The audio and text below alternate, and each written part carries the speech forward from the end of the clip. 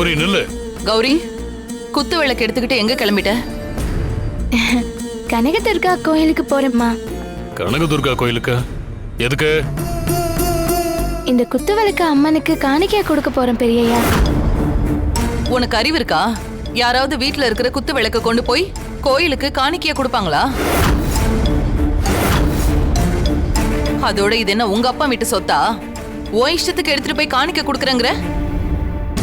இல்லம்மா, வீட்ல இருக்கிற விளக்க கோயிலுக்கு காணிக்கையா கொடுக்க கூடாதுன்னு எனக்கும் தெரியும். ஆனா இது காணிக்கை கொடுக்க கடையில புதுசா வாங்கினது. உனக்கு வேற வேலையே இல்லையா? எப்ப பார்த்தாலும் கோயிலு, குளம், அம்மன், காணிக்கண்டு ஏதாவது ஒண்ணு பண்ணிக்கிட்டே இருப்ப. குத்து விளக்க காணிக்க கொடுன்னு அந்த சாமி வந்து உனக்கு கிடைச்சா? தேவையில்லாம ஏதோ ஒண்ணு பண்ணிக்கிட்டு இருக்க. பெரியய்யா, நீங்க என்ன தப்பா புரிஞ்சிட்டு இருக்கீங்கன்னு நினைக்கிறேன். நாம சாமிக்கு செய்யற பூஜை, அபிஷேகம் இது எல்லாமே நம்ம குடும்பத்தோட நல்லதுக்காகவும் இந்த பிரபஞ்ச நன்மைக்காகவும் தான் பண்றோம். பிரபஞ்சத்தோட நன்மைக்கா? என்ன உளர்ற? நான் உளறல பெரியய்யா, தெய்வ ரகசியத்தை சொல்றேன். தெய்வ ரகசியமா?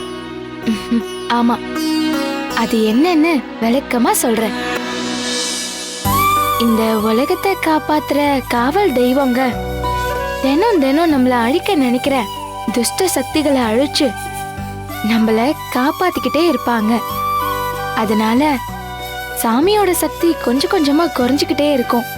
அப்போ நாம சாமிக்கு செய்யற இந்த பூஜை, அபிஷேகம், ஆராதனை துஷ்ட சக்திகளை எதிர்த்து யுத்தம் பண்ற தெய்வ சக்திக்கு பலத்தை கொடுக்கும், அவங்களோட சக்தியை பெருக்கும்.